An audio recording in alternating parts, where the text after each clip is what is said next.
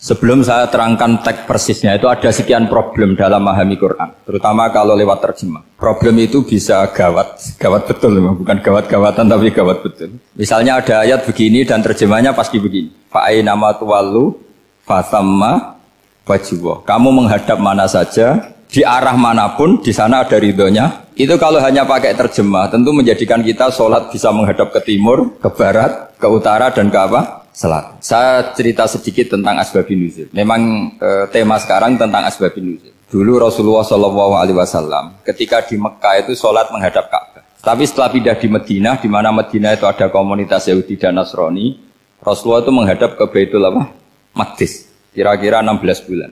16 sampai 17 bulan. Semua riwayat itu kisarannya hanya 16 sampai berapa? 17 bulan. Sehingga orang Yahudi itu bilang begini, Muhammad ini baiklah, meskipun dia membawa agama baru tapi kiblatnya masih ikut kita, masih baik kan. Setelah 16 bulan Nabi diperintahkan Allah untuk menghadap ke Ka'bah. Fawalli wajhaka syatrul Masjidil Haram.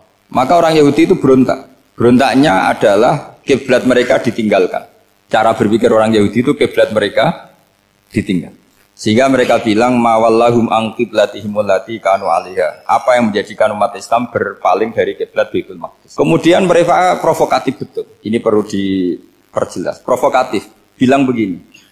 Inna Muhammadan tahayyara fi din. Muhammad ini bingung dalam beragama. Sehingga habis ngomong A ngomong B, habis kiblat Ka'bah, kiblat Baitul Maqdis. Sehingga dalam banyak tarikh disebutkan peristiwa kiblat itu terbanyak melahirkan orang murtad.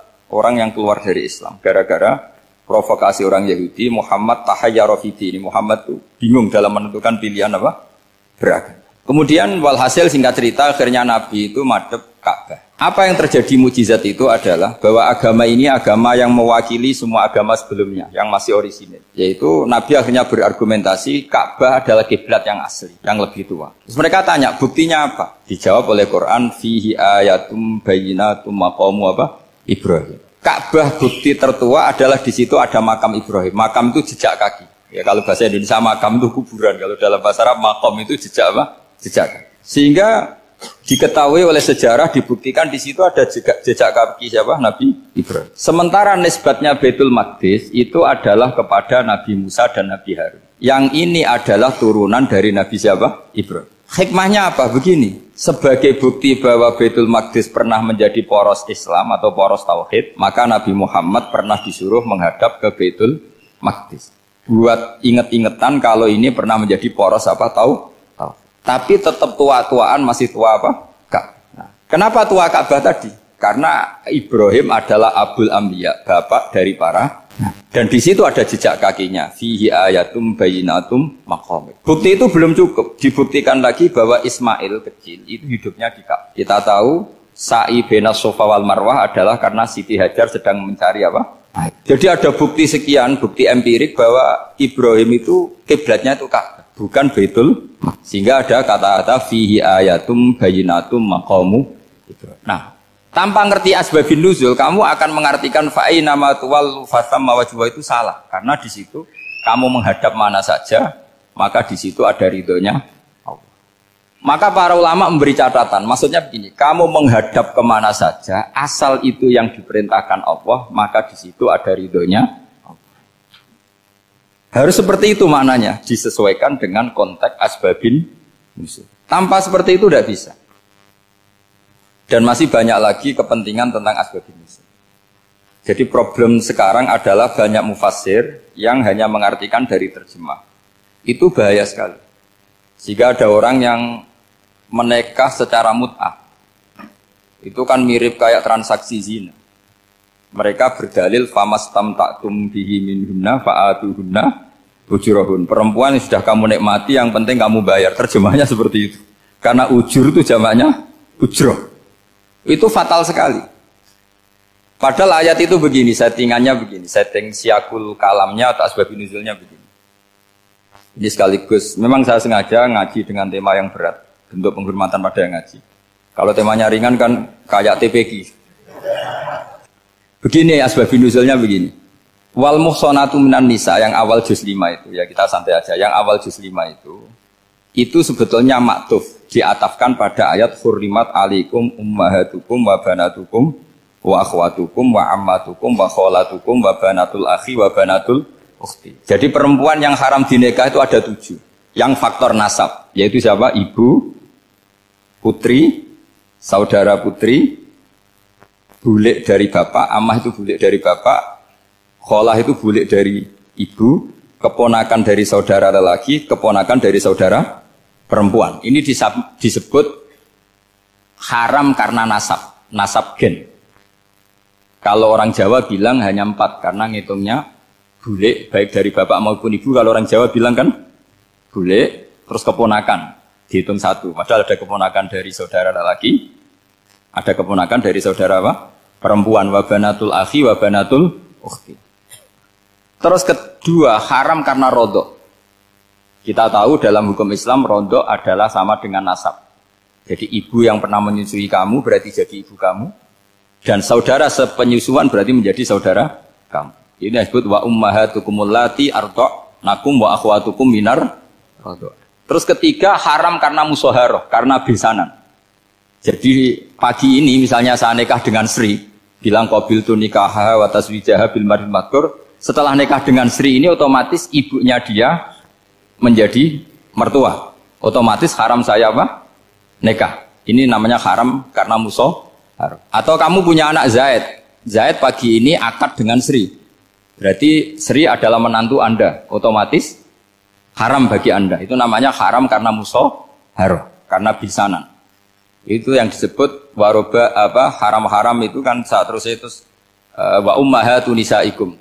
Apa ibu dari istri-istri kamu. Memang ini agak jelimet, tapi memang syaratnya mufassir harus biasa jelimet.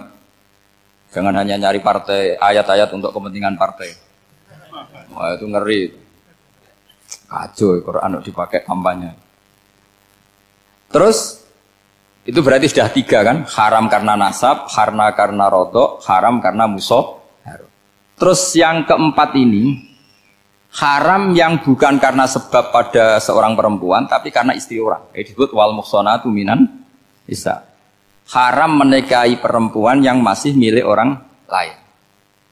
Nah, orang lain yang menikahi ini, istilahnya Allah adalah lelaki yang menikahi perempuan ini adalah lelaki sing muhsinina ghairu musafihin, secara nikah yang sah.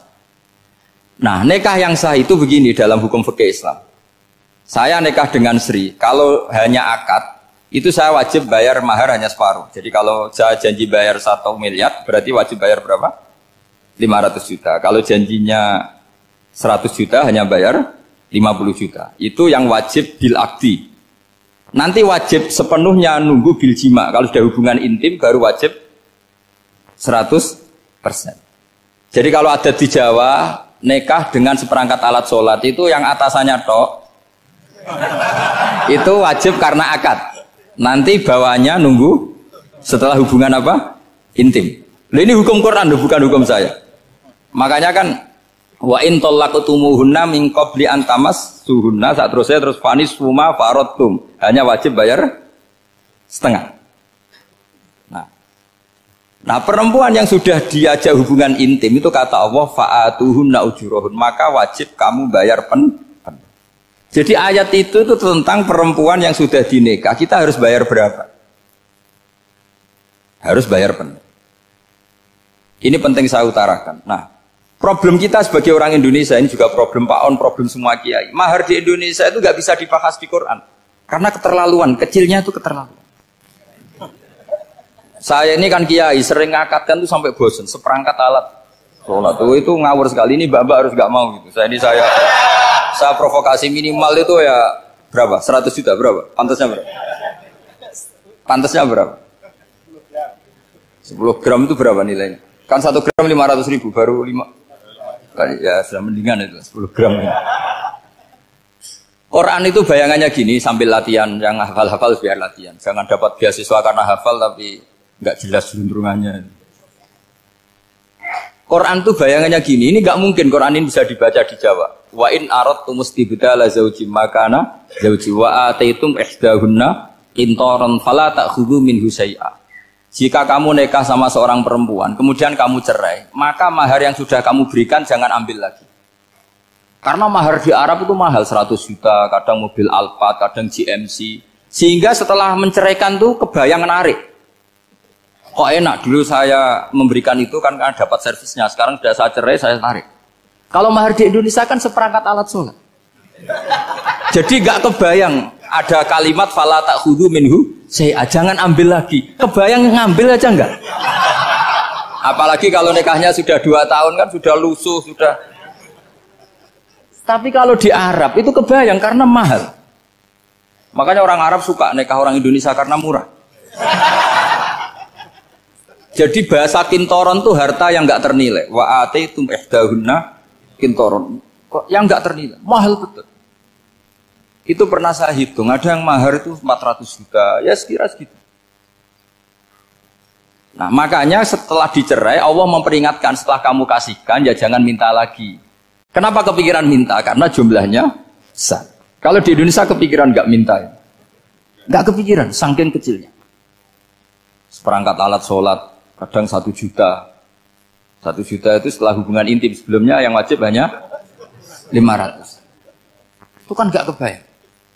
Makanya susah ngartikan Quran di Indonesia, kadang susah karena kadang terlalu. Itu pernah Sayyidina Umar radhiyallahu anhu pernah bilang begini, wahai para perempuan, mahar itu jangan mahal-mahal, kasihan para lelaki. Itu ada perempuan alimah ya, orangnya alim betul, meskipun nggak pernah sekolah di UI, tapi alim itu. Itu usul langsung gini, ya Amiral Mukminin, laisa dzalika laka ya Amiral Mukminin, waqad qala ta'ala wa ataitum ihdahunna qintaran. Kamu hanya seorang Amirul Mukminin, tidak berhak bikin aturan pembatasan mahar. Allah saja tidak batasi. Kenapa kamu batasi?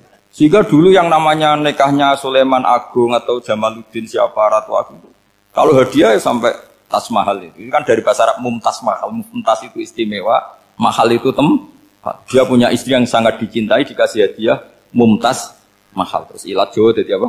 Tas mahal. Itu sama Mujidulil Albab kalah. Itu kalau cerai kan kepikiran minta lagi. Dikasihkan yang baru. Tapi kalau di Indonesia tidak mungkin karena apa tadi? Seperangkat alat sholat. Begitu nyari yang murah lagi. Yang bagus kitanya, bungkusnya yang bagus.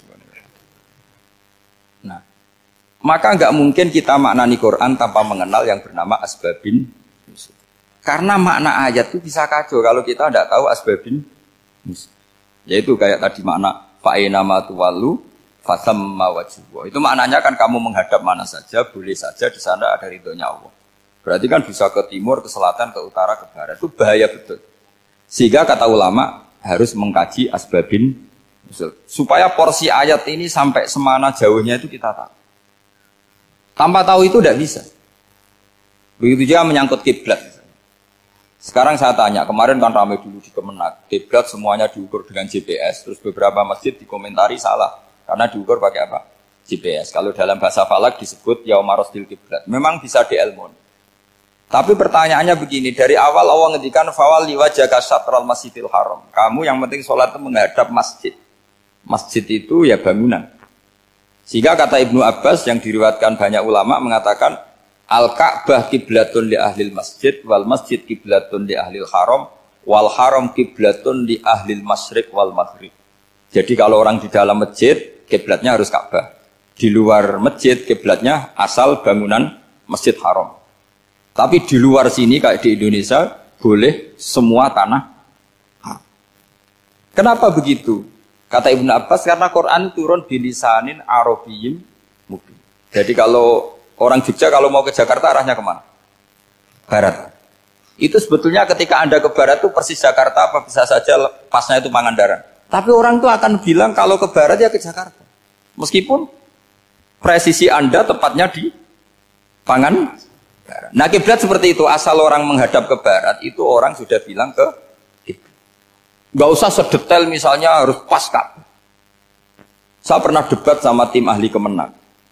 Gak bisa Gus, sekarang ada GPS harus tepat Ka'bah. Terus saya bilang gini, kalau teori Anda benar berarti semua masjid luasnya maksimal 16 meter. Ka'bah itu luasnya hanya 16 meter. Berarti Masjidul Albab yang pojok sana sama pojok sana, kira-kira itu ya sudah tidak kena Ka'bah. Kalau harus tepat Ka'bah itu kan diameternya hanya 16. 16 sampai 18 kalau nggak salah. Berarti semua masjid kalau ingin tepat Ka'bah harus pas 16. Kalau terlalu luas pilihannya harus cekung. Kan jadi aneh. Makanya saya itu sering Pak, dulu saya ini biasa debat fikih. Kalau di tradisi pesantren namanya Basul Masail. Saya punya teman yang paling kurang ajar, yang paling saya kenang dalam sepanjang sejarah. Dulu itu kalau debat fikih itu ya seru. Kalau aturan fikih kan gini, soft paling baik itu kan soft pertama. Baru kedua, baru ketiga. Yang paling keren kan soft awal, soft. Terus teman saya bilang gini Pak, ya kalau gitu gini aja Gus, desain masjid itu memanjang utara selatan. Biar semuanya soft awal. Gara-gara didesain begini kan ada soft 2, soft 3. Apa susahnya? Kita bikin mulai awal supaya masjid itu memanjang utara apa? Selatan. Supaya semuanya soft awal. Ya kalau ada hukum ya diimplementasikan dalam desain bangunan katanya. Jadi. Itu kan kacau. Terus akhirnya saya jawab, lalu setelah begitu yang paling afdol siapa? Yang dekat imam. Ya sudah, bikin cekung saja kalau gitu. Artinya gini ya, beragama itu yang sehat. Jadi beragama itu berdasar riwayat. Berdasar riwayat, pernah ada ulama yang hitung. Madinah menghadap Ka'bah itu ya tidak pas. Pernah dihitung pakai GPS. Kiblat Madinah ke Ka'bah itu ya tidak pas. Tidak seperti yang pernah dianjurkan Kemenak. Karena apa? Agama ini ngikuti bilisanin Arabiyim mungkin. Seperti jenengan gini. Semua ini istilahnya apa? Menghadap Gus Bah. Padahal ada yang agak sana, agak sana. Semuanya ngaji sama siapa Gus Bah? Ya sudah. Istilahnya bertatap muka. Memangnya kita benturan. Ini bahasa. Jadi seperti ini semua namanya apa? Beradab. Padahal ada yang agak samping, agak samping. Ka'bah juga gitu. Sebenarnya tidak se-ekstrim yang dibayangkan orang-orang. Cuma kalau bisa tepat, ya kita harus tepat. Tapi tetap saja tidak perlu 16 apa? Meter. Nah, fa'aina ma tuwallu fathamma wajhullah itu artinya menghadap. Menghadap itu menghadap arah. Makanya Allah tidak dawuh fawalli wajhaka nahwal Ka'bah, tapi fawalli wajhaka syatrul Masjidil Haram. Jadi ini penting saya utarakan supaya kita familiar dengan istilah-istilah Quran. Istilah Quran itu gampang sebenarnya. Kalau kita kaji itu gampang. Problem kita tidak pernah mengkaji. Jadi semuanya asing. Kalau kita mengkaji itu gampang sekali. Saya punya sekian cerita betapa pentingnya mengkaji Quran. Harun ar-Rasyid itu dinasti Bani Abbasiyah. Itu pinter sekali. Ada seorang ustadz yang agak ekstrim. Itu datang ke Harun ar-Rasyid. Ya Amirul Mukminin, inni nasihun laka famusaddidun alaika. Fala tajidanna alayya fi nafsika syai'an. Saya mau nasihati kamu, tapi saya mohon jangan masukkan hati. Karena nasihat ini penting. Tapi saya akan keras, vulgar. Akan keras, kritik saya akan keras. Karena Anda sebagai Amirul Mukminin tidak pedes. Apa kata Amirul Mukminin Harun ar-Rasyid? Uskut ya Ustadz. Sebagai riwayat uskut ya jahil. Kamu itu Ustadz bodoh, tidak usah banyak omong. Terus kita, kenapa saya bodoh? Terus dibacakan ayat faqula lahu qaulal layyina la'allahu yatadzakkaru aw yakhsha. Inna Allaha ta'ala qad arsala man huwa khairun minka ila man huwa syarrun minni. Wa ma'a dzalika qala ta'ala faqula lahu qaulal layyina. Allah pernah menugaskan seorang yang lebih baik ketimbang kamu, yaitu Musa dan Harun. Musa dan Harun adalah seorang nabi. Kepada orang yang lebih buruk ketimbang saya, yaitu Fir'aun.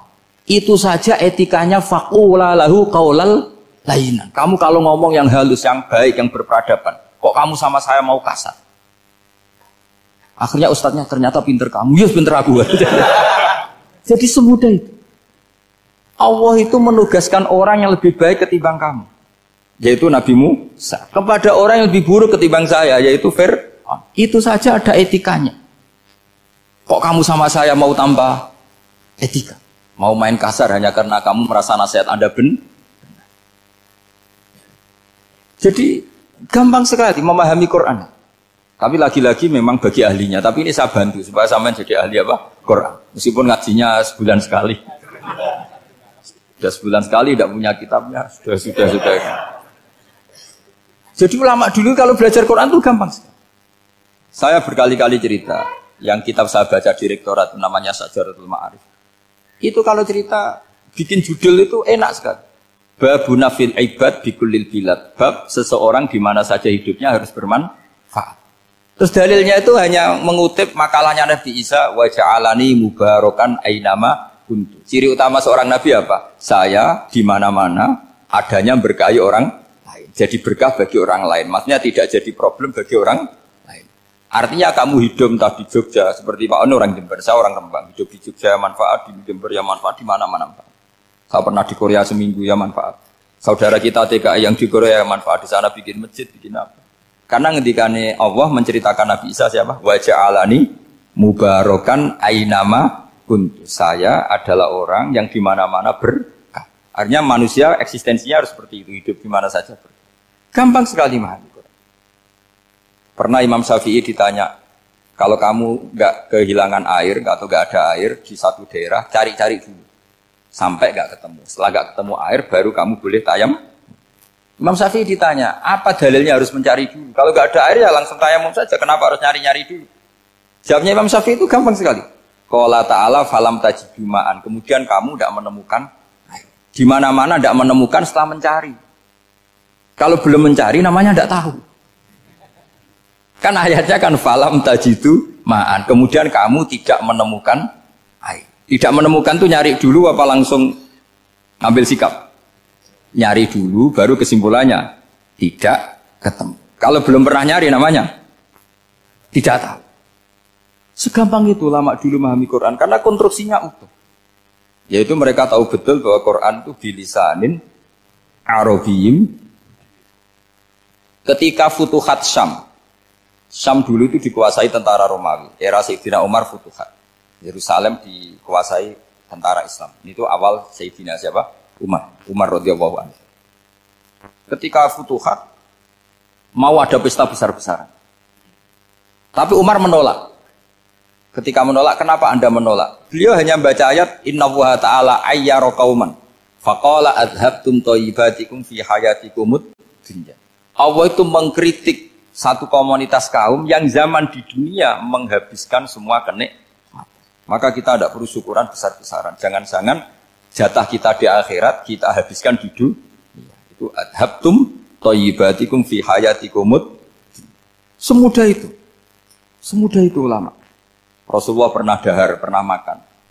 Makan karena 3 hari gak makan, cara di Indonesia gak makan nasi, gak makan daging, sudah lama sekali. 3 hari Nabi itu hanya makan kurma dan air putih. Pernah Nabi gak makan roti sampai 3 hari. Kalau Indonesia mungkin gak makan nasi. Di hari ketiga, ada sahabat yang berbaik hati, Nabi disembelihkan kambing, dipotongkan kambing, Nabi disuruh dahar. Itu baru dahar setengah piring, Nabi berhenti. Ketika ditanya, setengah piring itu kan sudah kuat. Untuk sholat, untuk apa sudah kuat. Ditanya, ya Rasulullah kenapa berhenti? Bukankah engkau tidak makan ini 3 hari?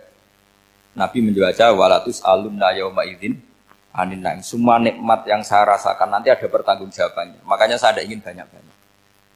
Wah itu kalau diterapkan di sini nggak populer.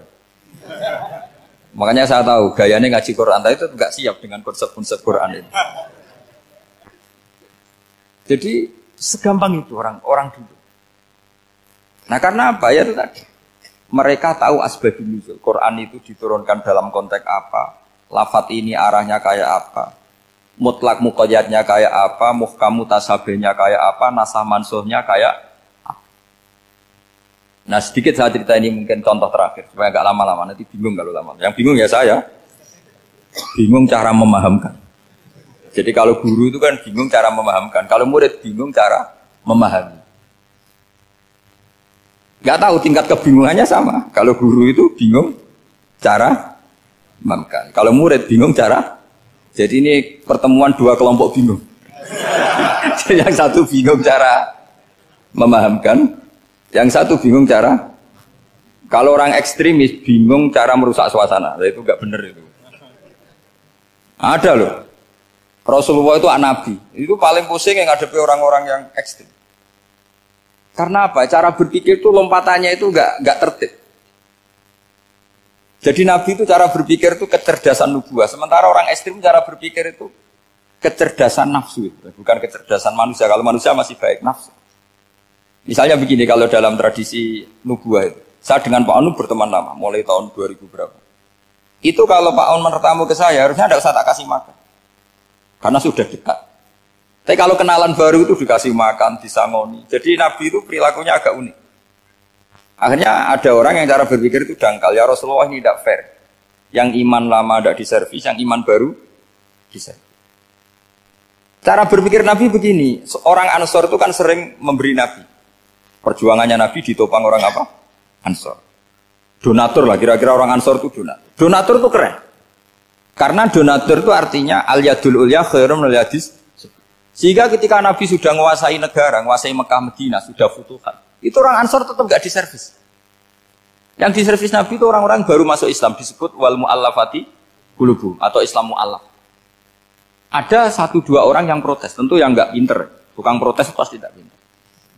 Wong iskal-iskalnya sendiri, otaknya gak sampai-sampainya sendiri, orang lain disuruh jawab.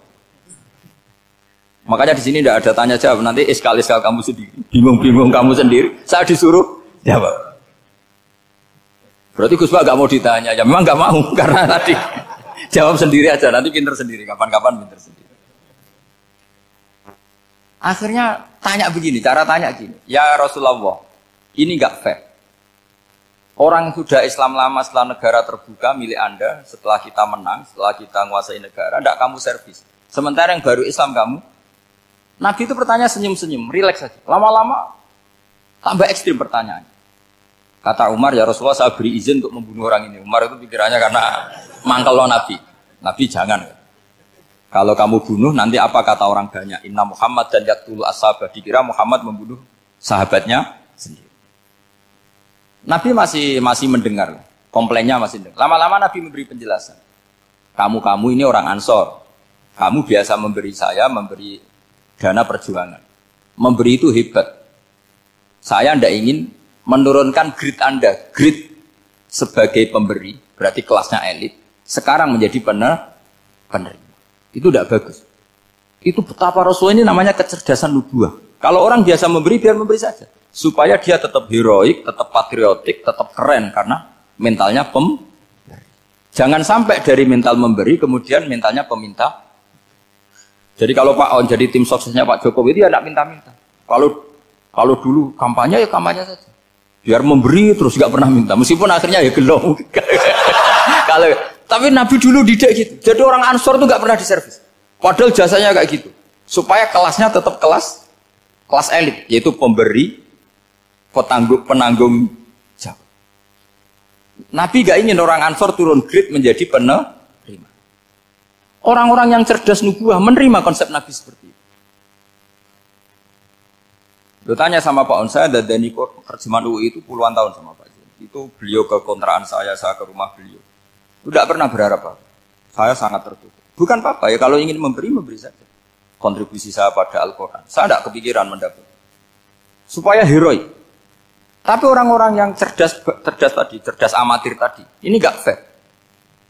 Wong yang memberi lama kok dapat servis sedikit. Nah, sekarang itu problem zaman akhir sudah mulai seperti itu. Nah, orang ini namanya Dzul Khuwaisirah. Ini yang nanti punya anak turun Khawarid. Khawarid itu orang yang ibadahnya hebat, tapi cara berpikir tentang nubuah salah. Nah, orang lagi Khawarid itu orang yang ibadahnya hebat, tapi cara berpikir nubuah salah. Nubuah itu unik. Nubuah itu cara berpikir tadi. Apa ya? Melihat sesuatu yang benar biar benar terus itu. Yaitu tadi, mental memberi itu ya biar memberi terus, tidak usah di-share. Maka ketika Abu Bakar jadi khalifah Rasulullah, itu ada sistem kepegawaian. Itu gajinya Umar yang sudah Islam lama, gajinya Abu Bakar yang sudah Islam lama. Itu sama Abu Sufyan sama, padahal Islamnya Abu Sufyan baru setelah Fathu Mekah, kira-kira baru setahun. Terus diprotes sama orang-orang, ini Islam lama kok gajinya sama Islam yang baru setahun kok sama. Kata Abu Bakar, fadailuhum indallah. Mereka punya kelebihan Islam lama itu indallah. Nanti balasannya biar surga. Kalau di dunia sesuai profesinya. Artinya profesi kalau penjaga kantor ya berapa, kalau dosen berapa, pokoknya ya sudah. Dan itu diterima oleh sahabat. Semuanya menerima konsep itu. Era Umar agak dibalik. Abu Sufyan kira-kira gajinya 1 juta, yang lainnya yang menangi Nabi mulai awal gajinya 10 juta. Ditanya, ya Umar, kenapa ini jadi rubah seperti kebijakan Abu Bakar, tidak seperti Abu Bakar? Jawabnya Umar lucu. Fawwah la usawwi baina man qatala Rasulullah wa baina man qatala ma'a Rasulillah. Demi Allah saya tidak akan pernah menyamakan orang yang dulu merangi Rasulullah yaitu Abu Sufyan dengan orang sing selawase dari Rasulullah yaitu Sayyidina Ali dan sebagainya. Ini penting. Artinya ketika gajinya orang saya seperti Ali radhiyallahu anhu itu tinggi itu bukan karena lamanya Islam, tapi karena lamanya iman. Jadi mulai dulu ijtihad itu ada dan dulu dia biasa saja. Karena tadi ada kecerdasan nubuwah. Saya ulang lagi, ada kecerdasan apa? Sekarang itu kecerdasan tomak atau kecerdasan nafsu. Itu kalau sampai ngaji kitab tasawuf, itu bab bakhil itu tidak ada. Menurut kitab tasawuf, medit itu tidak ada, kikir itu tidak ada. Yang ada itu tomak. Tomak itu berharap dikasih orang lain. Sampai pernah enggak bilang kalau artis-artis di Jakarta kikir? Tidak pernah kan? Karena kamu tidak pernah ingin diberi. Tapi kalau kamu punya pacar karena kenal tidak pernah ditraktir, oh pacar saya kikir. Karena kamu ingin diberi. Pernah enggak kamu ngukumi orang lain kikir yang enggak kenal? Padahal tidak pernah memberi kamu. Apa kak? Karena kamu tidak pernah ini. Coba sekarang kamu saya tanya, ini latihan cerdas. Definisi kikir itu apa tuh Pak? Enggak pernah memberi kamu kan? Artis-artis Jakarta, tokoh-tokoh nasional pernah nggak memberi kamu? Enggak kan? Tapi enggak pernah kamu vonis kikir. Karena kamu enggak pernah tomak. Tapi pacar kamu, kok amin ditraktir terus. Atau istri kamu, atau mertua kamu, kok enggak ngasih warisan, kamu bilang kikir enggak? Sebabnya kikir betul apa karena kamu tomak, berharap? Tomak. Maka di kitab tasawuf itu enggak ada bab kikir, yang ada bab tomak. Karena asal usul menvonis orang kikir itu karena tamak. Maka jangan banyak kenal orang, nanti banyak hukum kamu kan. Sombong juga gitu, di tasawuf itu gak ada bab sombong. Karena orang hukumi orang lain sombong itu karena kamu ingin dihormati. Ada orang gak kenal, terus lewat saja gak tanya kamu bilang sombong enggak? Enggak kan? Tapi kalau kenal, oh sombong betul, kenal gak tanya kan gitu. Jadi tasawuf itu sisi unik dari khazanah Islam. Makanya di tasawuf itu gak ada kritik terhadap kikir. Ya tentu kikir itu buruk, pasti ya kikir itu buruk. Tapi gak perlu dikritik. Jangan-jangan yang salah kamu. Mau kenal Pak On di PPAI terus ingin jadi sekretarisnya. Terus ingin kenal Pak Jokowi ingin jadi menterinya. Nanti kenal rektor ingin jadi pegawainya. Ketika gak diturutin bilang Pak Rektor kikir. Tapi orang lain ya Kak pernah berharap. Mungkin gak menvonis Pak Rektor atau Pak On ini kikir. Enggak kan? Berarti vonis kikir itu status orang itu apa gak kesampaian niat kamu? Memang agak jelimet ilmu tasawuf itu, tapi itu unik. Itu bagian dari khazanah apa? Islam. Makanya Rasulullah itu sering isti'adah, minta perlindungan. Wa min toma'en fi ghairi matma'in. Ya Allah, saya tidak ingin berkeinginan yang tidak layak. Karena semua dunia ini dimulai dari keinginan. Coba kamu protes negara itu karena apa?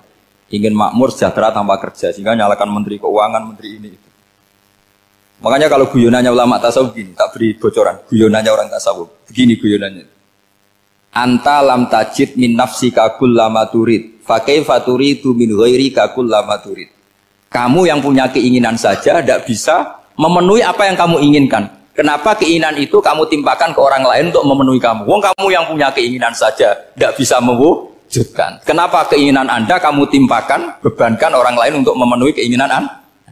Misalnya kamu, Gus saya ini goblok, tolong pinterkan. Wong kamu yang ini saja tidak bisa. Kok menyuruh saya?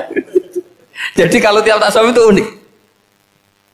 Seperti kamu mencintai istri tulen, itu ingin kan dicintai istri tulen. Kamu sendiri kan nggak bisa cinta tulen, masih pelengahan sana sini. Kamu pacaran, ingin pacar kamu setia. Ternyata kamu bikin sekian alternatif. Kalau putus ini punya ini, putus ini. Tapi kamu ingin ini setia, kan nggak fair. Makanya guyonnya orang tasawuf itu, anta lam tajid min nafsika kullama turid fa kaifa turidu min ghairika kullama turid. Gampang tuh apalane pokoknya ratrit gitu aja gampang. Jadi kamu yang punya keinginan saja tidak bisa memenuhi. Kok orang lain disuruh memenuhi. Sehingga orang tasawuf itu malu betul. Misalnya saya kok ingin Pak On takdim sama saya itu kurang penggawean. Kalau saya ingin ditakdimi saya menakdimi diri saya sendiri. Makanya berbahagialah orang yang ngilu terus saya ganteng sendiri ya Allah. Saya kaya sendiri. Menunggu orang lain bilang kamu kaya itu repot. Menunggu orang lain bilang kamu hebat itu, ya sudah bilang aja ya Allah saya hebat, ya Allah saya ganteng, ya Allah saya cantik. Daripada menunggu orang lain bilang apa? Cantik. Jadi ilmu tasawuf itu unik. Jadi kalau fikih itu yang dikritik itu kikir. Kalau tasawuf enggak toma. Karena orang yang kamu vonis kikir itu jangan-jangan tidak kikir tapi mementingkan yang lebih penting. Misalnya ada teman yang tidak pernah naktir kamu, ternyata punya ibu sakit, uangnya dianggarkan untuk ibunya yang sakit, atau anaknya sekolah, atau keluarganya masih butuh biaya, ya, sehingga sama teman dia kikir. Hakikatnya kikir apa mementingkan yang penting?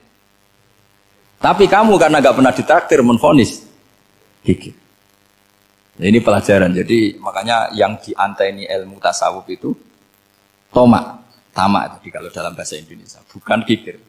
Karena vonis kikir itu akan disematkan orang yang tidak kesampaian hajatnya. Makanya bapak saya itu, keluarga kiai itu ajarannya itu, yang penting jangan berharap dari orang lain. Ini Pak On saksinya, saya dulu benahin terjemah itu nggak pernah ini diperlakukan seperti ini. Ya ngaji aja. Karena pikirannya keluarga kiai itu sederhana. Kalau ngamal ya ngamal saja. Ngamal itu heroik. Makanya buyut-buyut kita semua ini kan pahlawan semua. Membela negara Indonesia jadi merdeka. Ya nggak pernah kebayang jadi presiden, menteri. Tapi sekarang nggak, ngamal sedikit saja harus jadi menteri. Jadi ini bahaya kalau dalam kelangsungan bernegara. Karena orang biasa transaksional. Awal negara ini dibangun berdasar heroik, bukan berdasar apa? Transaksional. Tapi sekarang orang akan membiasakan itu. Apa-apa itu transaksional. Ini tidak bagus untuk kelangsungan bernegara. Apalagi kelangsungan beragama. Sehingga seperti saya ini masih punya desa-desa binaan di Sragen, di pedalaman Papua sekalipun. Saya punya santri banyak di Papua. Itu kalau cerita itu unik-unik. Itu mau Jumatan, itu nggak ada orang 40.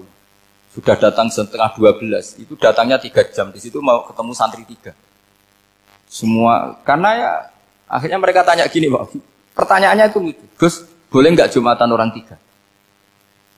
Secara fikih Syafi'i kan harus orang 4. Boleh. Kemudian mereka tak bilang buat sholat duhur saja. Mereka nggak mau. Wong Jumat kok duhur. Harinya kan Jumat, masa sholatnya? Sehingga kita yang jadi kiai akhirnya nyari fikul madzhabil arba. Nyari fikih madzhab 4. Ternyata Imam Malik membolehkan orang 6. Ada yang bilang 12. Yang penting keceluk jamun. Jamun itu kelompok. Kalau 3 kan belum keceluk apa? Belum disebut apa? Kelompok. Ini penting saya utarakan supaya kita berjuang itu bukan karena service seperti ini kayak di Ulil Albab, masjidnya keren, kampus swasta tertua, terus termasuk nomor 1-2 di Indonesia. Oke, kita syukur dengan kebesaran UI. Tapi yang namanya dakwah itu menjadikan orang tidak tahu menjadi tahu, termasuk kepada desa-desa tertinggi. Sama. Yang namanya menteri itu pembantu presiden untuk memenuhi kebutuhan rakyat banyak. Sekarang misalnya menteri pertaniannya itu hebat, cerdas, tapi petani nggak mau nandur padi, mau apa itu? Coba yang membantu ketahanan pangan itu para petani mau nanam padi apa karena menteri pertanian? Karena petani mau nanam. Ya sudah GR saja, kita pembantu presiden semua. Karena ikut menyumbangkan ketahanan pangan. Tapi kamu kan nggak digaji, kita keren, ngamal tambah harap gaji. Ini penting supaya Anda itu nggak hati kecil gitu. Ikut menyumbang negara tanpa ingin dapat gaji. Keren nggak? Nah, itu nubuah. Apa? Nubuah. Orang Ansor itu seperti itu. Sehingga ketika Rasulullah wafat dan ada kompetisi kepemimpinan, itu orang Ansor nggak ikut. Sudah kita makmum saja, silahkan dibagi di. Saking baiknya orang Ansor.